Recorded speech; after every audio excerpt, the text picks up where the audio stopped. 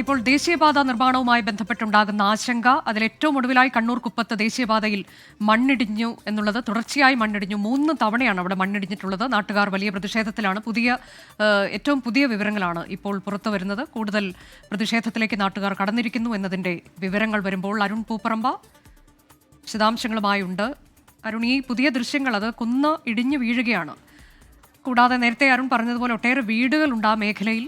വീടുകളിലേക്ക് മണ്ണും വെള്ളവും ഒക്കെ ചെല്ലുന്ന അവസ്ഥ. അങ്ങനെ എന്താണ് ഇപ്പോൾ അവർക്ക്? ഇന്നിപ്പോൾ രാത്രി ആകാറാകുന്നു, മഴ പെയ്യുന്നുണ്ടോ? എന്തൊക്കെയാണ് വിവരങ്ങൾ?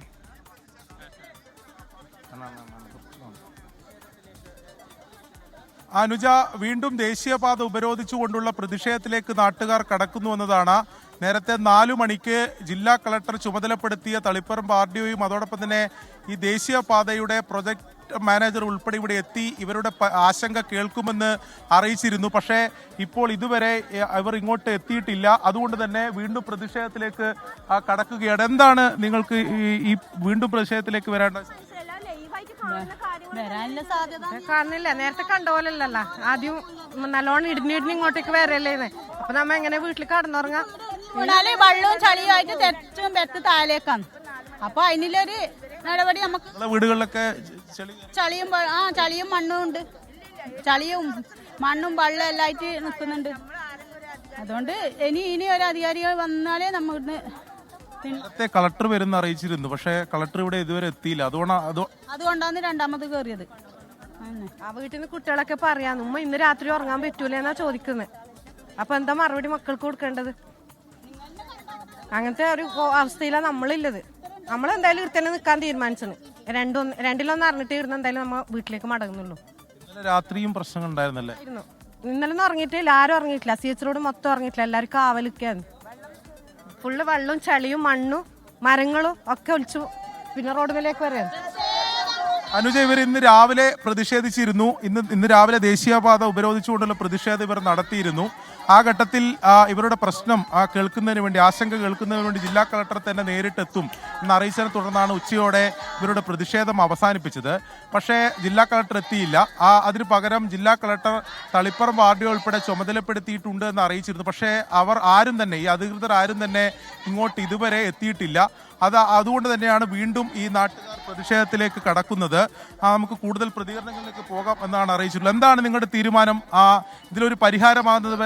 ഒറ്റ മിനിറ്റ്, തഹസിൽദാർ വിളിക്കുന്നുണ്ട്, ഒന്ന് അവരെ പിന്നെ അറ്റൻഡ് ചെയ്യട്ടെ. എന്താണ് നിങ്ങളുടെ? ഇത് ശക്തമായ സമരം. ഇതിനൊരു പരിഹാരം കണ്ടില്ല. കാരണം വെച്ചാൽ 2 ദിവസമായി ജനങ്ങൾ ഇവിടെ ഉറങ്ങാതെ കിടക്കുകയാണ്. ഇവിടെ ഇടിഞ്ഞു വീഴുന്ന ഓരോ മണ്ണുകളും കനത്ത മഴ പെയ്ത് കഴിഞ്ഞാൽ മുഴുവൻ വീടുകളിലേക്കാണ് പോകുന്നത്. അതുകൊണ്ട് ഇവിടെയുള്ള ജനങ്ങൾ മുഴുവൻ ആശങ്കയിലാണ്. അവർക്ക് താമസിക്കാൻ നല്ലൊരു സൗകര്യമില്ല.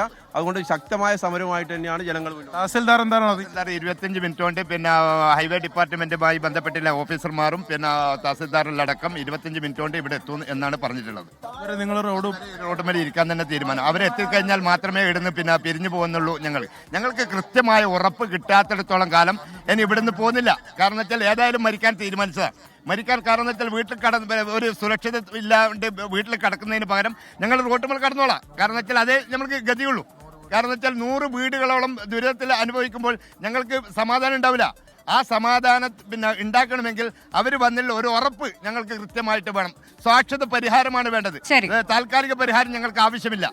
ശാശ്വത പരിഹാരം. കാരണം ഇതിൽ നിങ്ങൾ ലൈവായിട്ട് കാണുകയാണ്, ഇടിഞ്ഞു വീഴുകയാണ്. ആ ഇടിഞ്ഞു വീഴുമ്പോൾ ഇപ്പോൾ കുറച്ച് മഴ ശമനം കിട്ടിയതിന്റെ ഭാഗമായിട്ടാണ് ഇപ്പോൾ ഒരു ചെറിയൊരു സമാധാനം കിട്ടിയത്. മഴ വന്നു കഴിഞ്ഞാൽ ഈ മണ്ണ് തേച്ച് പോകുന്നത് ആ വീടുകളിലേക്കാണ്. അതാണ് അനുജ, തീർച്ചയായും അത് അവരുടെ ആശങ്കയാണ് അവർ പറയുന്നത്. നമ്മളിവിടെ നിൽക്കുമ്പോൾ തന്നെ നമ്മളിവിടെ നിൽക്കുന്ന ഘട്ടത്തിൽ തന്നെ 2 തവണ ഈ മണ്ണിടിച്ചിൽ ഉണ്ടാവുകയും ചെയ്തിരുന്നു. അതോടൊപ്പം തന്നെ റോഡിന്റെ മറുവശം വലിയ കുന്നായി നിൽക്കുകയാണ്. അവരുടെ ആശങ്ക പരിഹരിക്കണം എന്നതാണ് അവർ പറയുന്നത്. ആശങ്ക പരിഹരിക്കണം എന്നുള്ളതാണ് അവരുടെ ആവശ്യം. അവിടെ നാട്ടുകാരുടെ പ്രതിഷേധം വീണ്ടുമുണ്ട്.